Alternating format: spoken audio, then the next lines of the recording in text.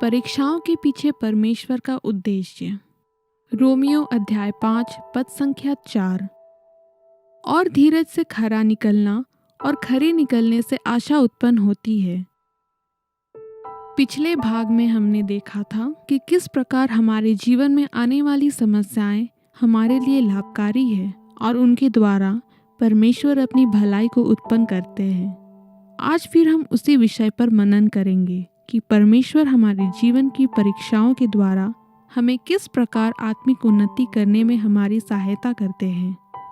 तीसरा, समस्याओं के द्वारा परमेश्वर हमें सुधारते हैं। कुछ आत्मिक पाठ या सबक हम सिर्फ क्लेश और असफलताओं के समय ही सीखते हैं। उदाहरण, किसी बच्चे को उसके माता पिता मना करते हैं कि जलते हुए चूल्हे को ना छुए, मगर वह उनकी बातों को नहीं सुनता और अपना हाथ जला लेता है। जलने के बाद वह अपने माता पिता द्वारा दी जाने वाली सीख को समझ जाता है कि वह उसे चूल्हे से दूर रहने के लिए क्यों कह रहे थे। उसके बाद वह अपनी उस गलती को दोबारा नहीं दोहराता। वैसे ही हम कुछ हानि होने या कुछ खोने पर ही जीवन के महत्वपूर्ण सबक को सीखते हैं, जैसे स्वास्थ्य, धन, संबंध और रिश्ते। इस विषय में भजनकार दाऊद कहता है, मुझ पर जो क्लेश आया वह मेरे लिए भला ही हुआ कि मैं तेरी विधियों को सीख सकूं। तेरे मुंह की व्यवस्था मेरे लिए सोने और चांदी के हजारों सिक्के से भी उत्तम है। भजन संहिता अध्याय 119 पद संख्या 71-72।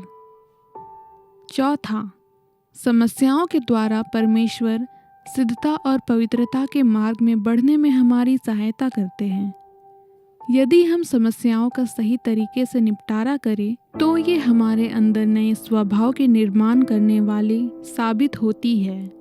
परमेश्वर हमारे सुख, चैन और आराम से ज़्यादा हमारे आत्मिक जीवन में रुचि रखते हैं। परमेश्वर के साथ हमारा संबंध और नया स्वभाव, ये दो चीज़ें ही हमारे साथ अनंत जीवन में जाएगी। यही कुछ बातें हैं जो समस्याओं के द्वारा परमेश्वर हमारे जीवन में अपनी आशीषों को देते हैं। यद्यपि हम तुरंत उनको नहीं पहचान पाते या समझ पाते, ये हमारे जीवनों में परमेश्वर द्वारा भलाई को उत्पन्न करते हैं। यह सब हमारे लिए लाभ ही है जब हम उनकी सहभागिता में चलते और उन्हें अपने जीवन में काम करने देते हैं।